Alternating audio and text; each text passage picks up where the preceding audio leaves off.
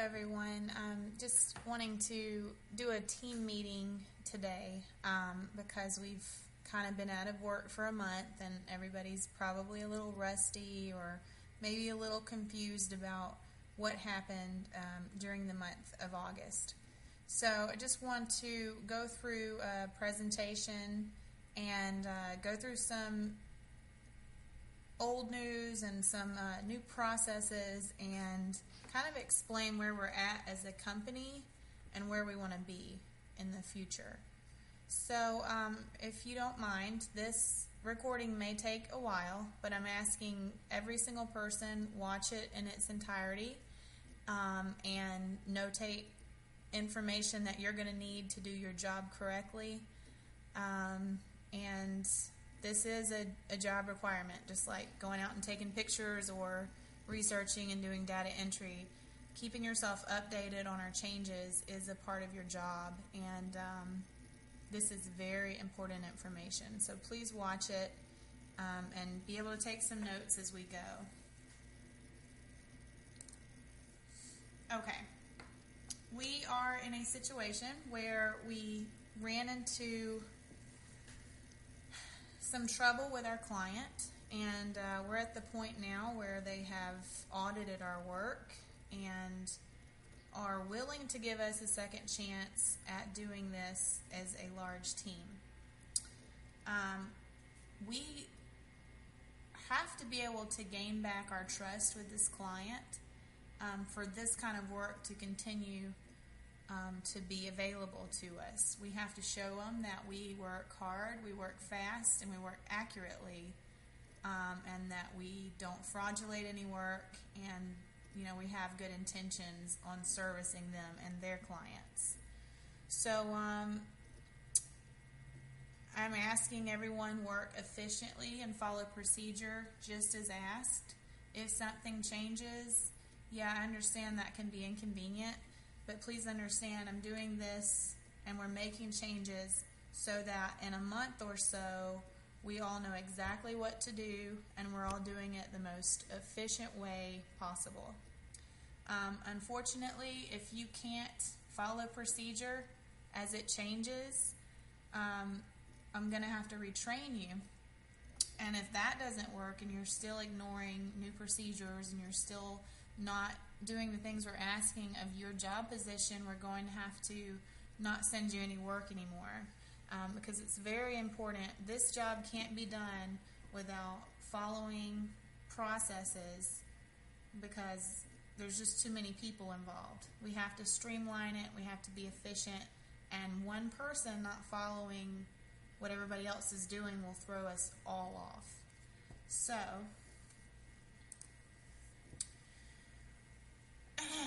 why was the client ready to give us the boot? Well, there was many different reasons that came up in a good week or two of time. So I listed out all the things we fell short of in our commitment to our client. A team was uploading incorrect subject photos for many homes, photoshopping addresses of pictures, falsely reporting inaccessible properties. We also were reprimanded for uploading comparable photos in the wrong order, and we did come up with a process to fix that. We were also scolded for not reporting our inaccessible properties in a timely manner. We were submitting interior orders with no interior pictures. Some of our orders were past due, and some data on our reports were causing too many kickbacks. So as you can see from the client's perspective, we basically looked like a hot mess to them. Now I'm very confident that we can clean this up, and by following the new processes in place, we will be able to communicate better with our client, we'll be able to work more efficiently, and we will be able to catch our own errors before their QC department ever sees it. So again, I keep saying, but it's very important you understand it's a new project and things are going to have to change until everything's as efficient as possible. I know this isn't like a typical job where, you learn something and you go with it. We have to keep tweaking it until it's perfect. So I just thank you for your patience, and I also ask that when I tell you something new, just please implement it. If you have any questions, please ask me. I'm always open for questions. I like when people ask me questions. I prefer it over someone just guessing what to do and going with it. This is just very delicate work, and at this point with our relationship with our client, it's too delicate to try to guess and make things up. So new processes need to be put in place to counteract every single issue they brought to our attention during the past few weeks. These new processes may contradict how you were trained, but I'm asking you to make note of the new and forget the old processes. We do have a great team. The people currently on our team, you're not to blame for any of the stuff that's happened. It's my fault, and it's the team members that are no longer with us. And so don't feel like I'm reprimanding any of you. You guys have done great. But unfortunately, it's up to us to clean up their mess and move forward and learn from it. And I think we will do that. Here's what we promised our client. And I'm going into this with you so you understand the full scope of the rest of this presentation and also our commitment to our client. You need to know that too, because you're working to service our client. I told them we're now staffed with 13 quality team members with the anticipation of handling up to 500 orders a week. We're going to operate in one account, which would be ATL2. After work is assigned, E3 will distribute work to all team members. Team members have been thoroughly trained and updated on all new processes. Team members immediately notate Realty Pilot for inaccessible properties in the notes section for any interior order or inspection that is inaccessible and include the specific reason it was inaccessible. Along with uploading the exterior photos of the home, they will be uploading photo documentation of why the home was inaccessible as well inside all the reports. Green River will receive an email after all work is submitted highlighting the inaccessible homes. The report will come in as an Excel spreadsheet listing any orders left still in queue that are not able to complete. It will detail reasons why the order was not submitted. The Excel list will show both inspections and interior BPOs that need attention. No inspections will be submitted without interior photos. No trip fee requests submitted. We understand inspections either need to be placed on hold or canceled. We are fine with this and will operate in this fashion from now on. We ask that Green River keep our accounts current with work that needs to be placed on hold or forms changed. This helps us greatly with organization on our end and allows us to see quickly when the work is released back to us for another attempt. All orders assigned to E3 will have a turnaround time that Green River assigns. We have added internal quality control that will guarantee our work be of superb quality. Quality control will consist of veteran team members, including management, to look through every report and ensure accuracy before submission to your QC department. So that is what I've agreed to do to clean up our mess and also prevent any kind of mess from occurring in the future. And this really does pertain to data entry members and driver members on some process changes. So with internal quality control for data entry, this means from this point on, you're not to submit any order on your own. That means any inspection, any rental addendum, any BPO. Quality control is going to look through every single one and submit them ourselves. I intend on doing the entire load of our next order of doing the entire quality control for it. So I'm just asking from here on out, do not submit anything. I want to look at everything. This means as soon as you finish working, we need to know so that we can begin our quality control, because we only have a day to do the quality control, and that can be a little time consuming. So as soon as you finish your work, you did not submit anything, you're just letting me know, and then I'm going to begin quality control and submissions. I'm asking all data entry members initial every single BPO, rental addendum, or inspection that you do. I'm doing this because if I notice something repetitive, I'm going to be able to train you on it correctly so that you can correct your error, and moving forward it won't be an issue. So I'm asking every single person to initial what they're doing. Also, those that make repeated mistakes will be retrained. If I feel like one particular person or a few different people aren't quite at the standard of where I need them to be, I'll just schedule a time with you and you can come and get retrained.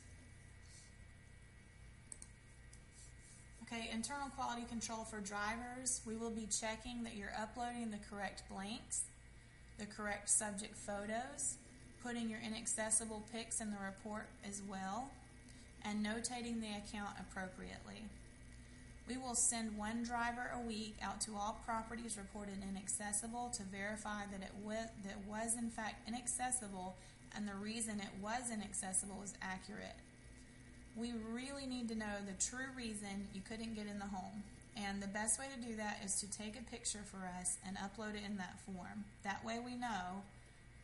And if they come back and say, well, that's funny, another agent got in there last week, we have documentation of when we went out there, this was why. And we can prove it because we have a picture. So it's really covering our own butts, and it's also providing details to the client that they're going to need to get back in touch with their client. So it doesn't do them any good if they're contacting their client and saying, hey, this house, we couldn't get into it. And they said, well, why not? And then they say, well, we don't know. We just know we couldn't get into it. We have to be a lot more detailed than that. We have to notate things.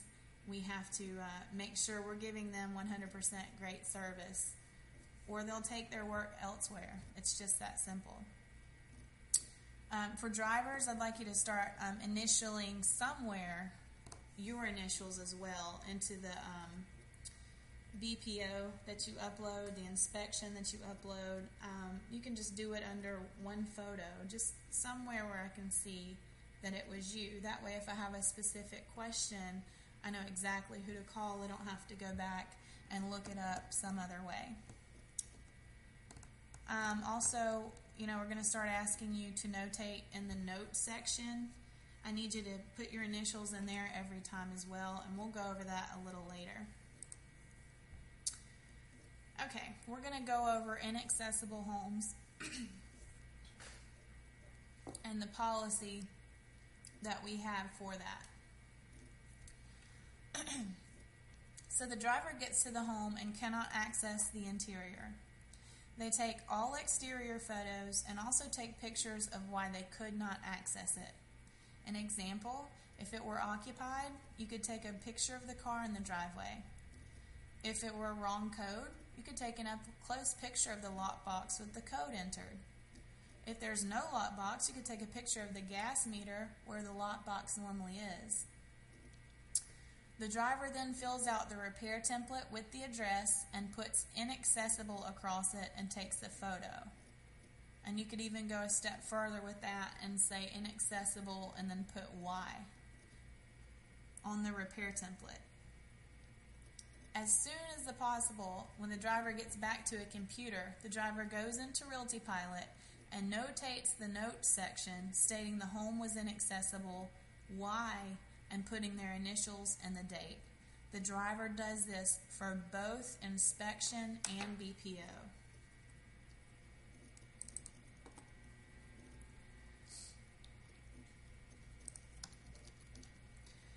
Driver uploads the exterior photos into the reports and the picture of why they could not access the property. Driver leaves all internal room section blank. Driver does this for both inspection and BPO. Driver uploads repair template to Dropbox, naming it by address with wording the home was inaccessible and why on the template. So we're going to stop right here. I made a video for this. Not sure if everyone watched it, but it's very important, if you have not watched that you see this here. We're in Realty Pilot at this point, and I want to show you where the notes section is that I keep talking about. On your home screen, you see the Functions tab over here. The very first icon are your notes. This pertains to each particular order. So, if I was a driver and I was sent out to 5681 Waterton and I couldn't get in there, I would make notes on the paper I had at the home that it was inaccessible and why. And then when I got home, I'd immediately come into Realty Pilot. I'd hit over here on the Functions on Notes section, and I would write home inaccessible, wrong code, and put the date in, and I'd put my initials. And then I would hit Add New Note. So hitting Add New Note is going to throw it up here, and then they're going to know immediately that they need to start working on other ways to access the property. And I'm not going to submit it because it's a live order. But you can see all the notes that we've put in here. Wrong lockbox, lockbox code, they keep coming back. This is the way we communicate with them, and they communicate with us. So again, I want to know the reason you couldn't get in, the date you were at the property. I want your initials in there, and I want that to be on both the inspections and the BPOs for any inaccessible homes.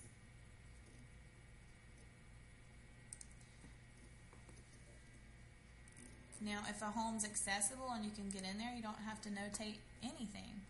But if you can't get in there, you need to make sure you're notating it. This is an example of a home we couldn't get into.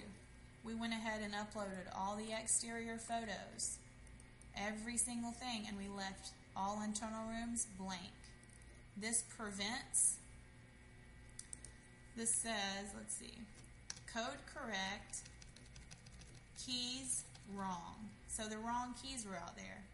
This person took a picture of the lockbox and the keys, and that's great. That's very detailed. So now we know if someone asks us specifically, why couldn't you get in there? Number one, it's going to be notated in our Realty Pilot account. Number two, the photos back up what we're saying, and you can't argue with that. There's just no way they could say we're not doing our job efficiently if we're taking all these extra steps. Now, by leaving all internal rooms blank, if by accident someone tried to come in here and submit this order, it wouldn't let you. It would say one required photo missing.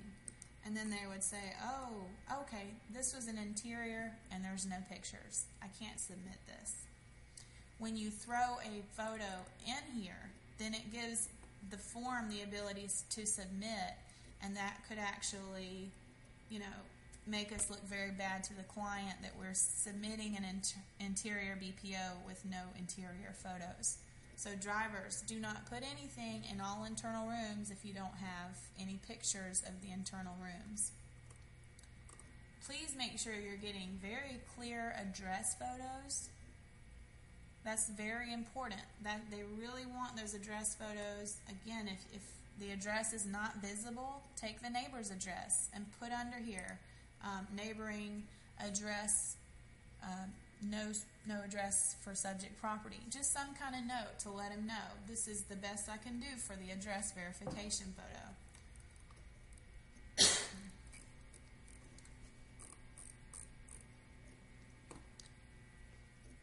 This is a great example of how we would like every single inaccessible one done.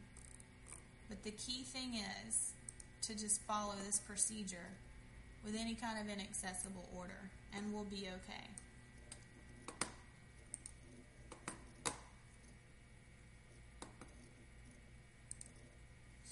Okay, Dropbox.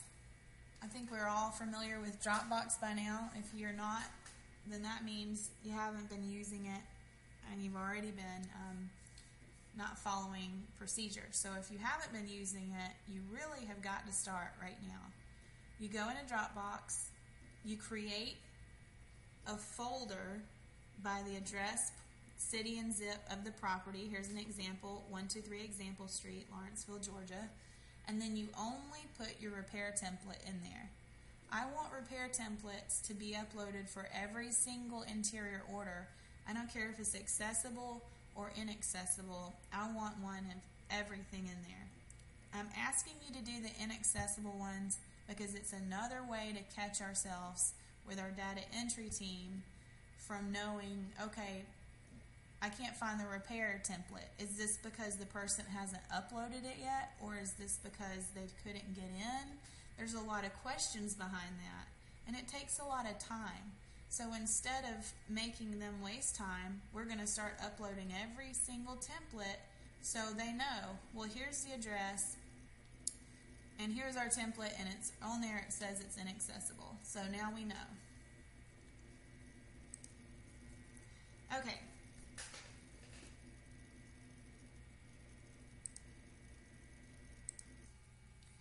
We are now implementing a project management system that we will all use as we work. It's called Basecamp. Basecamp is the website we will now use to retrieve our work assignments, make timely updates on where you're at in completing your work, update the calendar for when you're not available to work, create discussions on the project and be able to communicate with each other, and turn your completed work back into me with updated information regarding inaccessible properties. Let's take a look at Basecamp here. This is Basecamp. After this meeting, you'll all be sent a login information to it. You'll create your own little name in there, and then you each get a little symbol. In this example, I have 3 people working on this, and then I'm in it too. So what happens is when a workload drop comes out, I'm going to put it into Basecamp, and we run everything through this application. So no more emailing me, no more emails of work assignments. It's all here. Before we look into the actual project, I want to show you a few more things in here. This is our calendar. This is our calendar. And what I want you to do here is know that you can come in here, and instead of emailing me and saying, hey, I can't work this day, this and that, you can come in here and put that in there yourself. This is how I want you to do it from here on out, because I need to know as soon as I'm going to be assigning, I can just pull this up and I can see, okay, who is not working this weekend? Who do I not send work to? So if you want a day off, if there's a thing you cannot work, you come in here, you say new event, and you say what event. We're going to use Betty Ann as an example.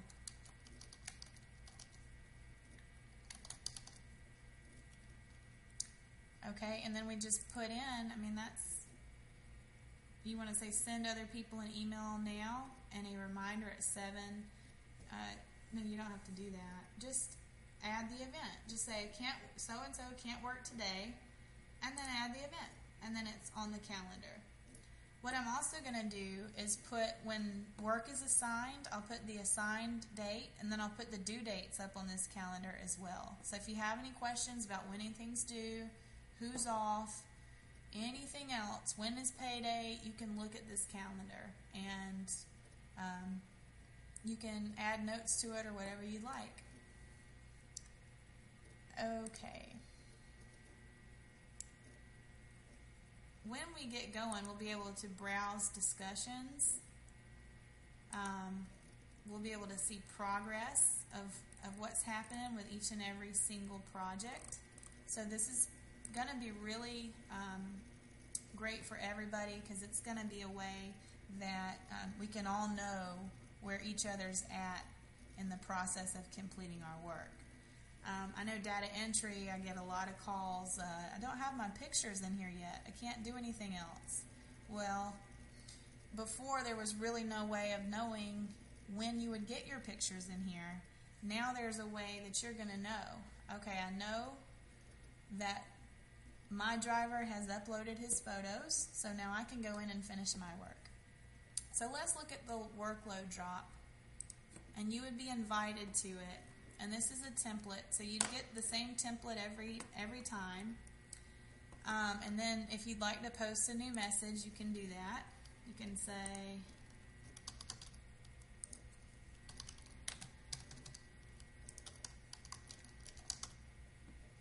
post this message, and then you can go back and see it up here.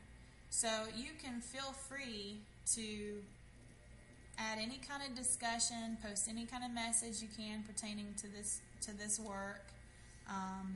You can ask me questions. I can answer it on here. That way other people, if they have the same questions, can read it. And it'd just be a great way for everybody to be able to communicate with each other on this project.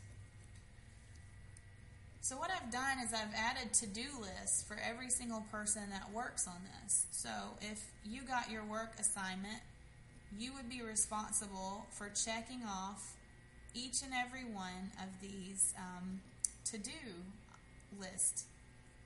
You would do it as you go. So, I don't want you to jump ahead and just go check everything. I need this to be able to gauge what stage you're at in getting it completed. So what I have up here is all of the data entry members. So they would find their name and work that list under their name. And then I have all the drivers. They're going to find their name and work that list under their name. As you check each and every checkbox, it disappears. So you'll know exactly what you have left. I'm looking for you to immediately check assignment received when you get your list, so that I know that's your way of confirming you got your work and you're going to start working on it. And I need you to check assignment completed. I basically need you to check all of these boxes, but as soon as you get it, go ahead and check assignment received. It makes me sure that the project's getting worked on. I have some text documents down here. These are just little reminders, so feel free to look at those. And then the files here are the work assignments. So I'll have them by your name, or I'll have one big Excel list and different tabs, and you'll see your name like that. I'm going to play around with what's more efficient with that, but basically your work will be under files, and it will be labeled with your name. Now, as soon as I figure out what drivers and what data entry has what cities, I will be putting that into the updates for our discussion. That way I'll say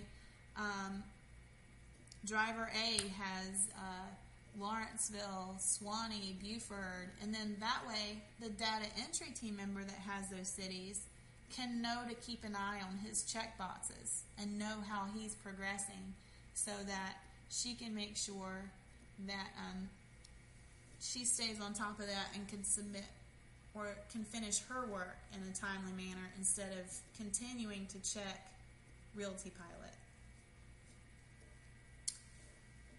So this is Basecamp in a nutshell, and as we go, we're going to get more and more familiar with it. For now, I think this is a missing piece to us being able to communicate as a team, and this is not optional. I want everyone to use this platform and get used to using it so that we can have strong communication between each other.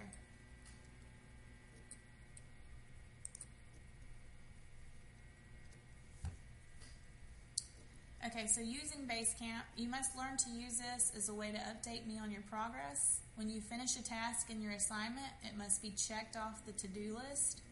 You can participate in discussions on this application. Please upload your assignment template with notation of inaccessible properties. Your assignments will be uploaded to this platform instead of being emailed to you. You will be sending me back your templates by uploading them to Basecamp instead of email. If you have a question, ask it in Basecamp. Other people might be wondering the same thing. If you want to know who's working on what city, you'll be able to see that and see their progress as they update their their to-do list. Data entry, no more wondering if your pictures are uploaded. No more communicating via email during work assignments. Basecamp is our new program. And let me show you also really quickly how you would upload your templates back to me. You can actually say one file, and then you could say I want to upload a file. And then you can either drag it right from your computer into here, or you can select it and check it. So it will come down here, and I'll be able to grab it, or our quality control will be able to grab it and start working on what you've submitted.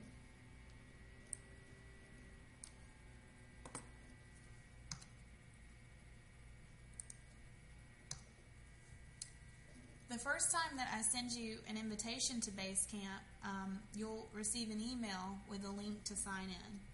You put your basic information in and create a password. An email will be sent to you with your sign-in info, so you will always have it handy. And then after you've signed in, you hit Continue to E3 Valuations to access our projects.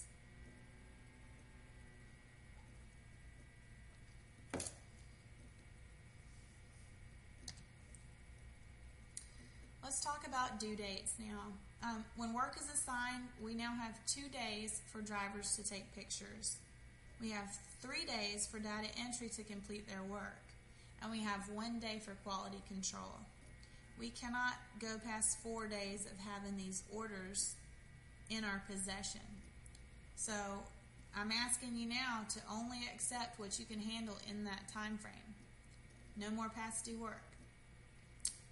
If they give us an exception on the due time, we'll let you know there's an extension.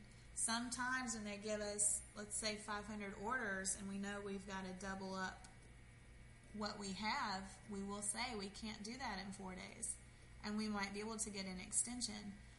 But that's the only time there will be an extension, is when they verbally agree to that. So do not ask me for a personal extension. If you can't do the work on time, you need to tell me as soon as possible, so that I can find someone that can get it in the given time frame.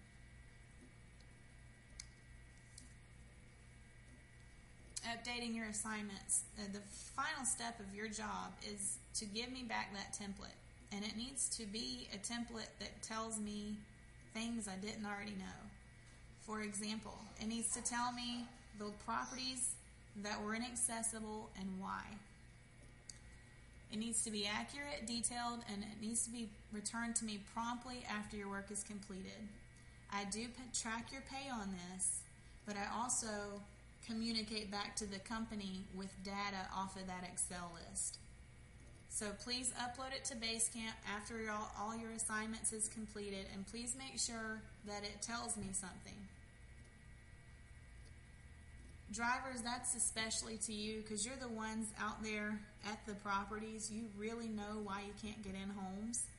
But just as a safety, I'm asking data entry to also put that on their templates. When they come across an order that has inaccessible on it, I'm asking you also to put that on your template, so that I know with 2 different groups doing it, then we can't possibly miss anything. That's my thought with that. Here's an example of a completed driver template. Here we've got the order number, the address, city, state, zip, the pay, what type of order it is, the code, and is it accessible, yes or no? If it's not, come out here and put a reason why. Wrong code. Code worked fine. Keys inside did not work on any doors. This is great. This tells me everything I need to know to tell the client.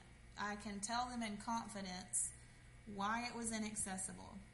I really appreciate efficient, thorough work like this, because it helps me be thorough with the client, and then we all look like winners. So if I just go say it was inaccessible and I really don't know why, then we all look like losers. So please be as thorough as you can. I know it's been a long time since we have gotten new work assigned.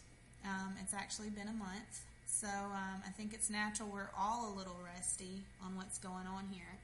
So we're actually facing two different hurdles. We've got the fact that we're all rusty and we haven't done this in a while, and then we've got the fact that we're under a huge microscope from the client and we're expected to do everything perfectly because they're watching us. They're suspicious of us at this point. So we've got two big things that we have to overcome, and I really feel like we can overcome this. We just got to be efficient, and we have got to just give it our all. I'm asking you to understand it's normal to be a little rusty, but also use your own judgment on how rusty you may feel. I have created training videos, and I would love for you to go back and watch them if you feel rusty. You have the option of calling me to refresh your memory on some processes. You can email me. Being rusty is not an excuse for less than perfect work. The pressure's on us, and these next few work assignments will define if this project will succeed or fail. So don't do anything you're unsure of. Check with me first, because it's a very important time for us as a company. I would like to point out to you guys, and you probably already realize this, but I just want to say this, and it's just so shocking how very true this is. We are a team. There are 7 drivers. There are 6 data entry members. There's 2 operation managers, and that's a total of 15 people. So 15 people are relying on this as extra income, as whatever they're relying on it for. 15 people have stakes in this operation. And the decisions we each make as individuals while we work has to be to our highest standards. Our work ethic has to be on point because there's a lot of people relying on this.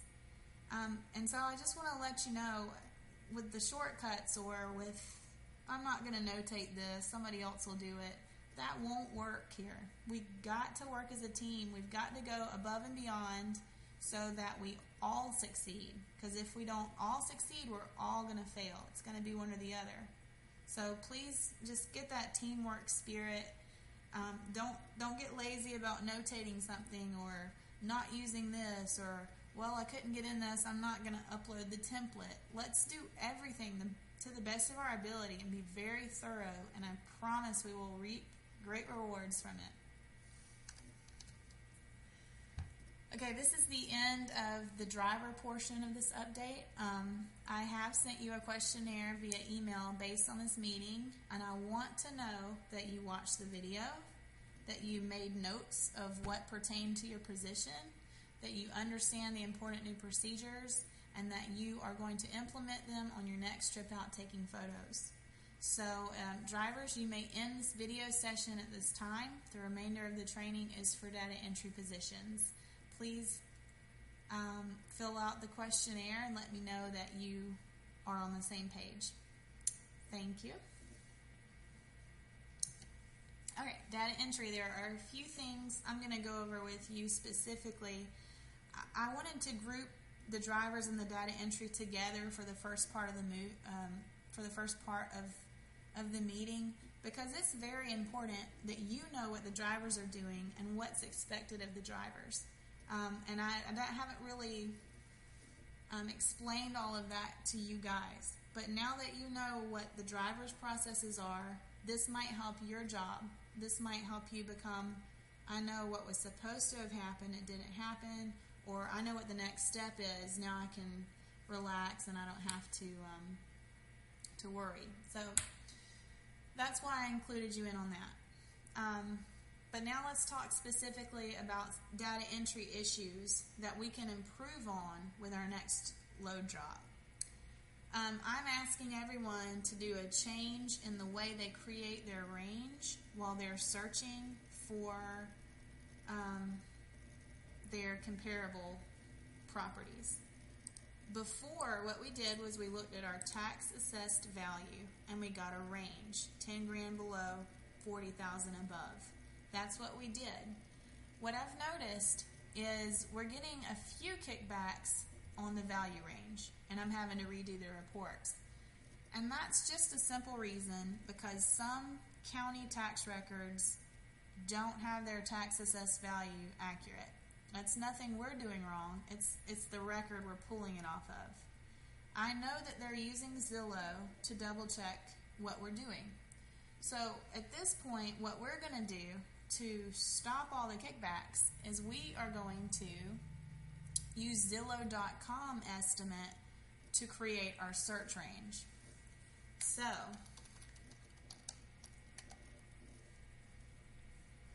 we're going to look at the Zestimate, and then we're going to get 10,000 below, 30,000 above that.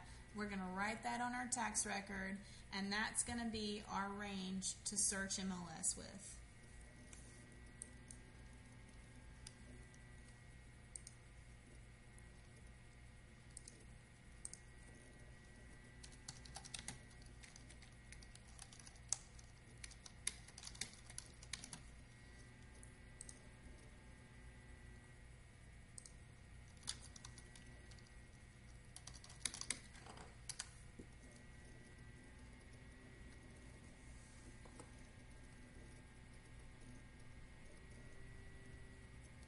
Let's look at this as an example. I just pulled up a home here.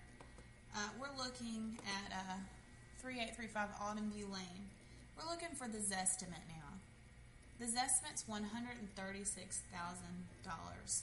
So if I wanted to price this home, I'd do 10,000 below 136, which would be 126, and I'd do 30,000 above it, 166. So 126 to 166. Now we see the home sold for 140, so that's going to make sure that what the home sold for still falls in that range and gives us a positive number to move up on from 140 to 160, 166. So we're using the Zestimate now instead of the tax record's tax assessed value.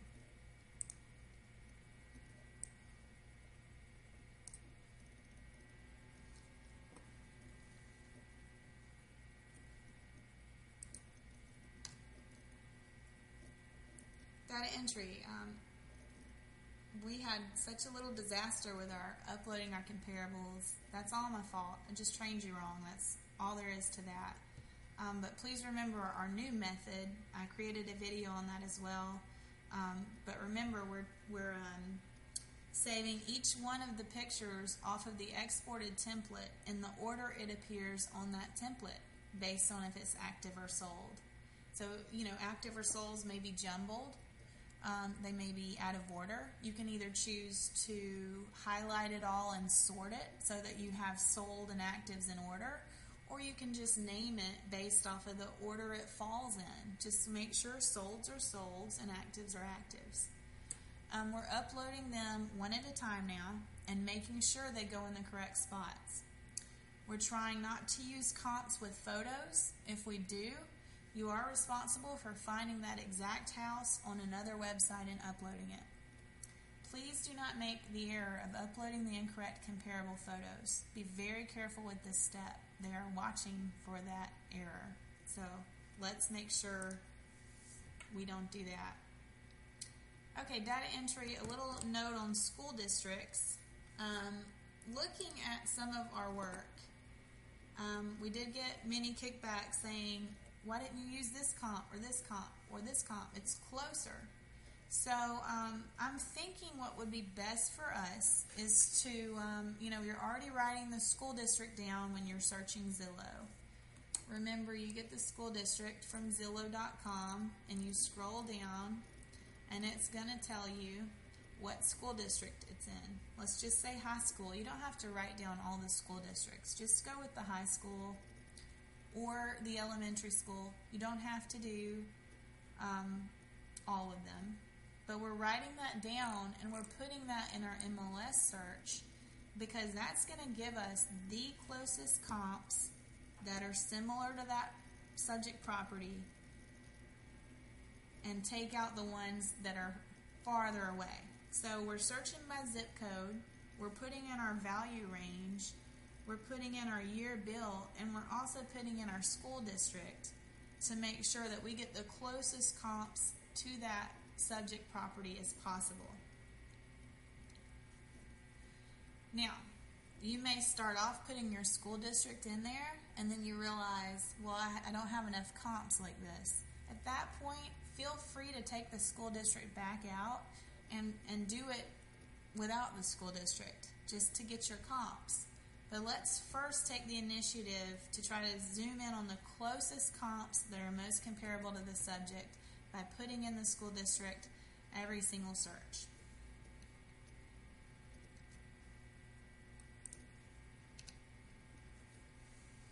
And data entry, just make sure that when you're filling in all your required fields that you are putting in everything. There's no zeros in there, there's no blanks.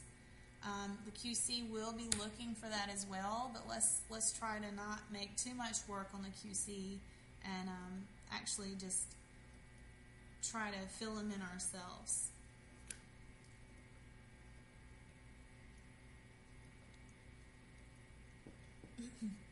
Now,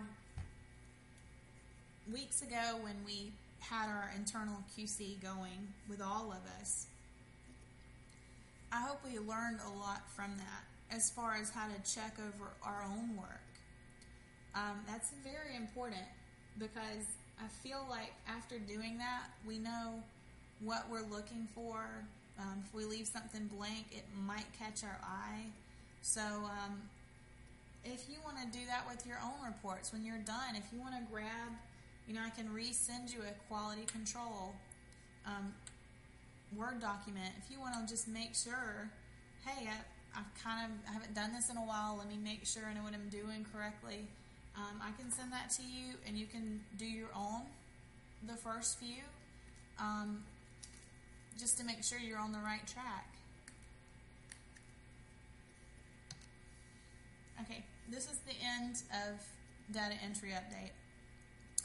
I've also sent you a questionnaire via email based on this meeting, and I want to know that you watched the video in its entirety, you made notes of what pertains to your position as a data entry, you understand that the important new procedures have to take place immediately, you also understand the driver's procedures now, and I need you to help me hold them to those standards, because if they are not detailed and accurate and timely, then they slow you down and they take up too much of your time checking to see what they still haven't done. What did they do here? I don't know. So if we can make sure the drivers are sticking to what they need to do, then I'm sure your job will become a lot less hectic and confusing. It's just impossible to know what's going on when you get an inaccessible home. There's no notes, there's no pictures of anything that's wrong, and there's no template. It's impossible. So I hope that this will really make everything a lot more efficient, and this is the way we need to go toward working in the future. If anybody has any questions, please call me, email me, anything you would like to get your questions answered. I just can't stress how important it is that we do our work correctly from this point on. So you may end this video session at this time, and I really appreciate you sitting and listening to this and taking notes, and I hope to see everyone implement it on our very next load drop. So have a good night.